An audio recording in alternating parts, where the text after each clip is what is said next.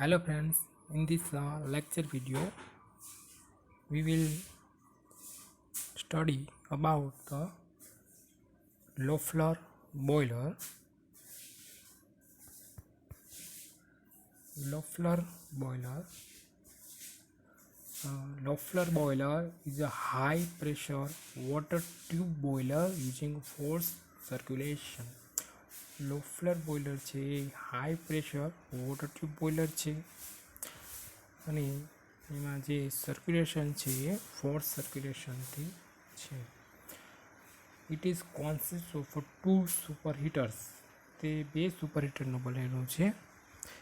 એક super heater છે convective super heater છે, બીજું સુપર હીટર છે રેડિયન્ટ સુપર હીટર છે.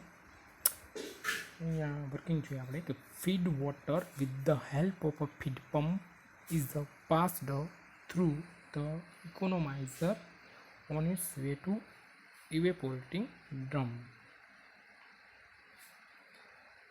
હવે અહીંયા કે feed water with the help of a feed pump is passed through the economizer on its evaporating drum. કે ફીડ વોટર છે એ ફીડ પંપ દ્વારા ફીડ વોટર છે પંપ દ્વારા ક્યાં જશે? ઇકોનોમાઇઝરમાં. હવે ઇકોનોમાઇઝરમાંથી તે આ લાઈન દ્વારા એ ડાયરેક્ટલી છે ઇવેપોરેટિંગ ડ્રમમાં જશે. તો અહીંયા આપણે જોઈએ કે in the economiser the feed water receive the part of its sensible heat from the outgoing of flue gases. હવે જે કોલના કમ્બશનથી જે પણ ફ્લ્યુ ગેસીસ પ્રોડ્યુસ થયા હોય છે એની પાસેથી જે ફીડ વોટર ઇકોનોમાઇઝરમાં છે એ સેન્સિબલ હીટ છે ગેઇન કરે છે. અહીંયા ઇકોનોમાઇઝરમાં જે ફીડ વોટર છે અહીંયા આઉટ ગોઈંગમાં જે ગેસીસ જતા હોય છે કમ્બશન કોલના કમ્બશન દ્વારા એમાંથી એ સેન્સિબલ હીટ છે ગેઇન કરે છે.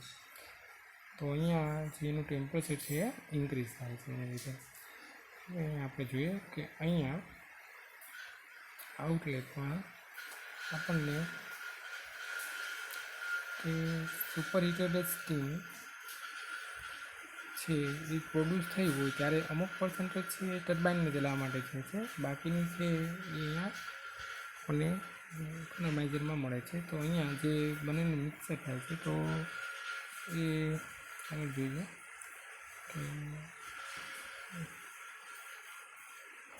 Loeffler boiler કે in the economizer the feed water receives the part of a sensible heat from the outgoing flue gases. A part of a superheated steam generated is passed to the economizer drum through nozzle where it is mixed with the feed water and generated steam. જે superheated steam છે એનો અમુક percentage part છે એ ઇવેપોરેટિંગ ડ્રમમાં જાય છે, બાકીનો ટર્બાઇનને ચલાવવા માટે જાય છે. તો જે પણ ઇવેપોરેટિંગ ડ્રમમાં જે સ્ટીમ આવે છે નોઝલ દ્વારા એ ફીડ વોટર સાથે મિક્સ થાય છે અને સ્ટીમને ફરી જનરેટ કરે છે. એટલે the rate of flow of feed water and superheated steam is so maintained that after mixing it evaporates feed water into steam. તો જે આ રેટ ઓફ ફીડ વોટર છે અને સુપરહીટેડ સ્ટીમ છે બંનેનો રેટ એ રીતે એડજસ્ટ કરેલો હોય છે, મેન્ટેન કરેલો હોય છે કે બંનેના મિક્સર થયા પછી ફીડ વોટર છે એ સ્ટીમમાં ઇવેપોરેટ્સ થઈ શકે એ રીતે. Next the steam from evaporating drum is drawn by steam circulating pump and is passed to the radiant superheater at a higher pressure than the drum pressure. હવે અહીંયા ડ્રમ પ્રેશરથી પણ higher pressure હોય એ રીતના આપણે જે સ્ટીમ છે ને ઇવેપોરેટિંગ ડ્રમમાંથી લઈને પાઇપલાઇન દ્વારા સ્ટીમ સર્ક્યુલેટિંગ પંપ દ્વારા આપણે એને રેડિએટિંગ સુપરહીટરમાં મોકલવામાં આવે છે. કે અહીંયા જે સુપરહીટેડ સ્ટીમ છે એ પ્રોડ્યુસ થઈને સર્ક્યુલેટિંગ પંપ દ્વારા આપણે એને રેડિએન્ટન સુપરહીટરમાં મોકલવામાં આવે છે. Next then it further pass through the convecting superheater for further superheating. ફરી પાછું એને સુપરહીટિંગ કરવામાં આવે છે અને એને કન્વેક્ટિંગ સુપરહીટરમાં મોકલીને ફરી પાછું સુપરહીટિંગ કરવામાં આવે છે. તો અહીંથી એ ફરી પાછું એ સ્ટીમ છે કન્વેક્ટિંગ સુપરહીટર છે એમાં જાય છે. ત્યાર પછી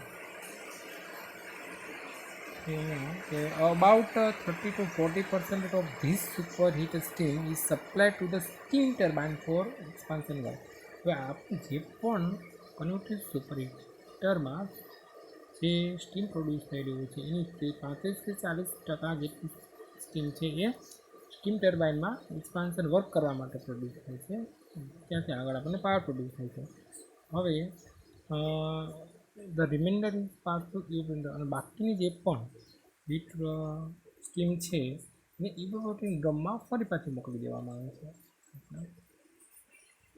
જે અહીંયા સુપરહીટર છે અમુક પર્સન્ટેજ ડાયરેક્ટલી સ્ટીમ ટર્બાઇન પાસે, તો બાકીનો જે ભાગ છે એ અહીંયા ફરી પાછું ડ્રમ છે એમાં મોકલી દેવામાં આવે છે. Next, drain is provided for cleaning the evaporating drum. હવે ઇવેપોરેટિંગ ડ્રમ છે એને ક્લીન કરવા માટે નીચેની બાજુ ડ્રેન રાખેલો છે.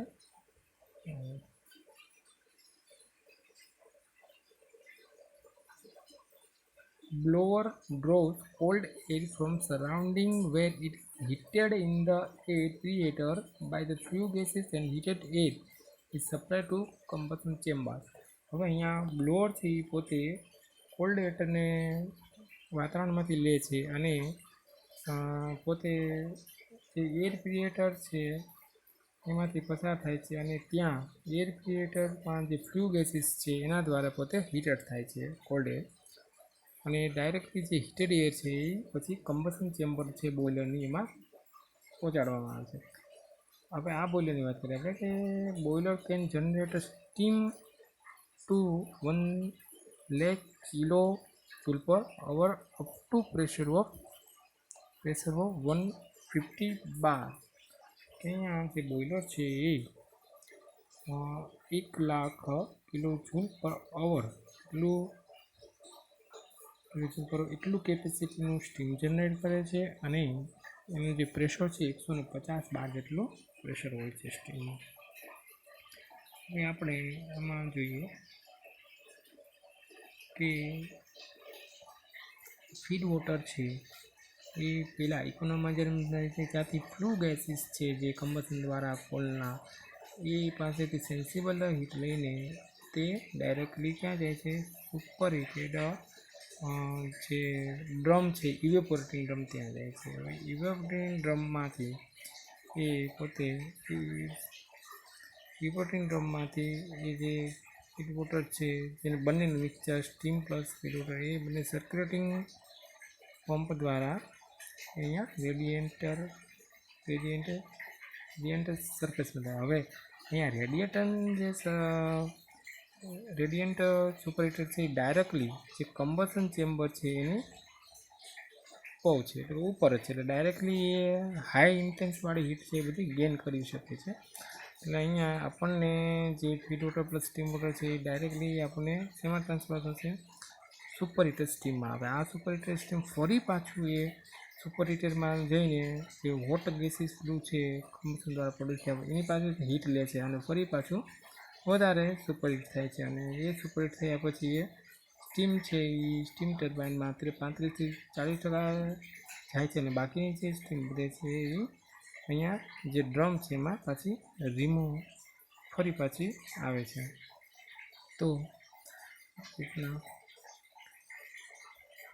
અને અહીંયા જે આપણે બોઇલર છે એમાં જે કોલનો યુઝ થાય છે એ પલ્વરાઇઝ કોલ અથવા ફ્યુઅલ ઓઇલનો આપણે યુટિલાઇઝ કરીએ છીએ કમ્બશન ચેમ્બરમાં. અને અહીંયા બ્લોઅર દ્વારા એર ક્રિએટરમાં આપણે જે કોલ્ડ એર એન્વાયરમેન્ટની છે એ આપણે લઈ આવીએ છીએ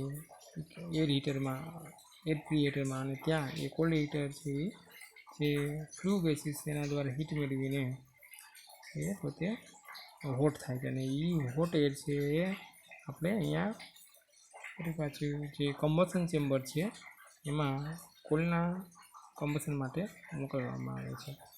તો આ રીતના છે. Thank you.